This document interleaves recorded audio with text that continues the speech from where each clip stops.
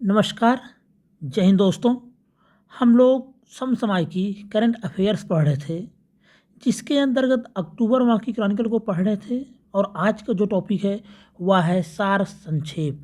सार संक्षेप के अंतर्गत सबसे पहले हम लोग देखेंगे चर्चित व्यक्ति।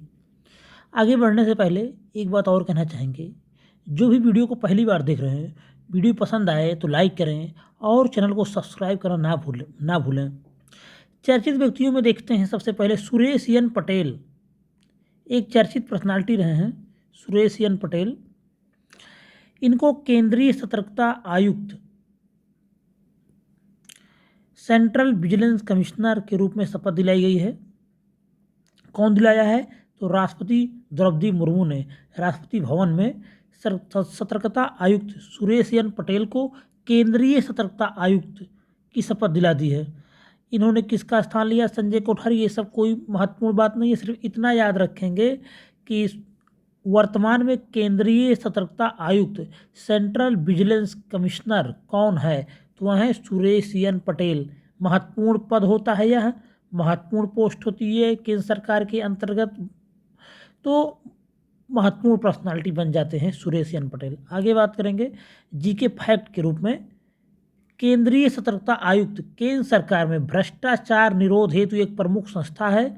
के संस्थानम की अध्यक्षता वाली भ्रष्टाचार निवारण समिति की सिफारिशों पर सरकार ने फरवरी 1964 में केंद्रीय सतर्कता आयोग की स्थापना की, सीवीसी।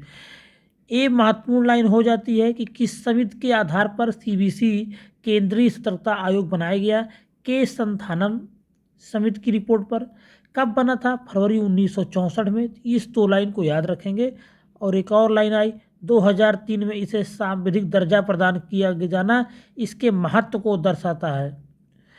केंद्रीय सतर्कता आयोग 2003 में क्या किया गया कि एक्ट आ गया, सीबीसी एक्ट, उसके द्वारा इसे सांविधिक दर्जा प्रदान कर दिया गया। केंद्रीय सतर्कता आयोग एक बहुसदस्यीय संस्था है, जिसमें एक केंद्रीय सतर्कता आयुक्त होता है जो अध्यक्ष होता है, तथा सतर्कता आयुक्त होते हैं जिनकी संख्या 2 से अधिक नहीं होगी। तो एक होता है जो चेयरमैन हो जाता है, 2 और होते हैं। तो एक को बोलते हैं केंद्रीय सतर्कता आयुक्त जो चेयरमैन होता है, और 2 रहते हैं सतर्कता आयुक्त। तो जो सतर्कता आयुक्त होता है वही सीनियरिटी में जाके केंद्रीय सतर्कता आयुक्त बनता है। तो वर्तमान में सुरेश एन पटेल महत्वपूर्ण नाम है, याद रखेंगे। कार्यकाल की बात करें तो 4 वर्ष अथवा 65 वर्ष की आयु। कार्यकाल भी इन सभी पदों की, चाहे राज्यपाल हो, चाहे राष्ट्रपति हो, चाहे उच्च न्यायालय, उच्चतम न्यायालय, चुनाव आयोग, वित्त आयोग, इन सब के चेयरमैन का जो कार्यकाल होता है वह पूछा जाता रहता है प्रश्न में, तो याद रखेंगे। तो इनका जो कार्यकाल होता है 65 वर्ष की आयु तक हो सकता है, या 4 वर्ष। अब हम बात करेंगे नल्लाथम्बी कलाई सेल्वी के बारे में। वरिष्ठ इलेक्ट्रोकेमिकल वैज्ञानिक है नल्लाथम्बी कलाई सेल्वी। वैज्ञानिक और औद्योगिक अनुसंधान परिषद की पहली महिला महानिदेशक बन गई हैं।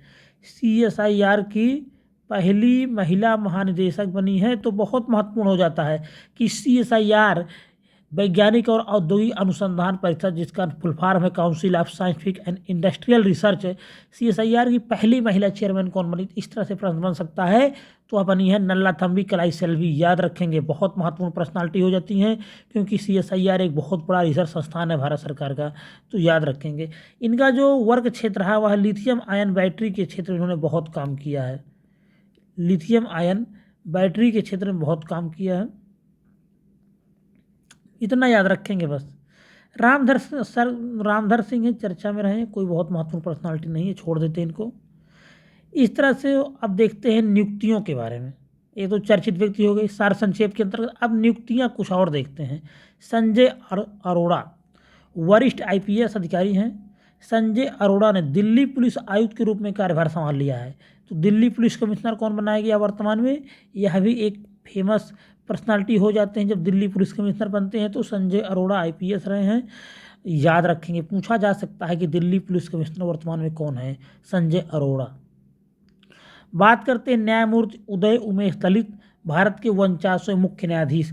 लेकिन जब आज हम इस वीडियो को बना रहे हैं तब 50वां मुख्य न्यायाधीश भी हो गए हैं DY चंद्रचूड़। तो याद रखेंगे DY चंद्रचूड़ हो गए हैं 50वें मुख्य न्यायाधीश, इसको छोड़ देते हैं। 49वां मुख्य न्यायाधीश कौन रहा? उदय उमेश ललित, इनको छोड़ देते हैं। 50वें को याद रखते हैं DY चंद्रचूड़, ये हैं 50वें मुख्य न्यायाधीश। आगे बात करते हैं हम लोग। DRDO के नए अध्यक्ष बनाए गए हैं doctor Samir B Kamat. DRDO एक बहुत ही महत्वपूर्ण संस्थान है, बहुत महत्वपूर्ण संस्था है भारत सरकार की। तो इसका जो चेयरमैन होता है वह बार बार एग्जाम में पूछा जाता रहता है कि DRDO हो गया, इसरो हो गया, इन सब के चेयरमैन अक्सर एग्जाम में आते रहते हैं। तो याद रखेंगे DRDO का कौन चेयरमैन बना है? Doctor Samir B Kamat. बस इतना सा इसमें है, याद रखेंगे। साइमन स्टील कुछ मतलब नहीं, छोड़ देते इनको।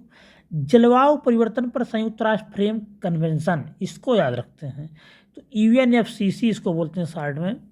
UNFCC को 1992 में पर्यावरण और विकास पर संयुक्त राष्ट्र सम्मेलन में हस्ताक्षरित किया गया था, जिसे पृथ्वी शिखर सम्मेलन और रियो शिखर सम्मेलन के रूप में जाना जाता है, क्योंकि रियो शहर में हुआ था, रियो डी जेनेरो ब्राज़ील के। तो UNFCC की स्थापना का भी याद रखेंगे 1992 में। आगे देखते हैं, निधन के बारे में देख लेते हैं। अब्दुल गफ्फार नाडियावाला फिल्म निर्माता थे, इनका निधन हो गया है, कोई बहुत महत्वपूर्ण नहीं है।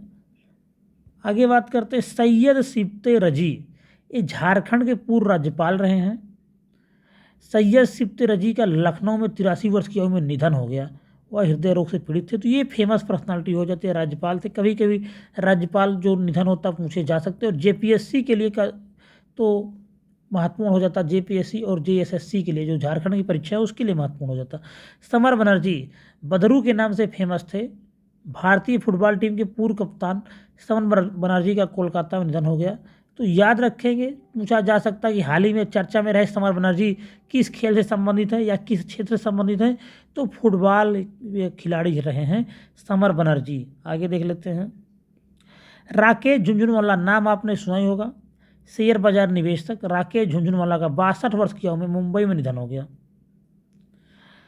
आकाशा एयर का जो भी अभी उद्घाटन हुआ है इन्हीं की है। वो राकेश झुनझुनवाला द्वारा समर्थित कम लागत वाली वाहक आकाशा एयर का उद्घाटन हुआ था 7 अगस्त 2022 को, और उसके चंद दिनों बाद 14 अगस्त 2022 को चल बसे हैं। तो आकाशा एयर किसकी है?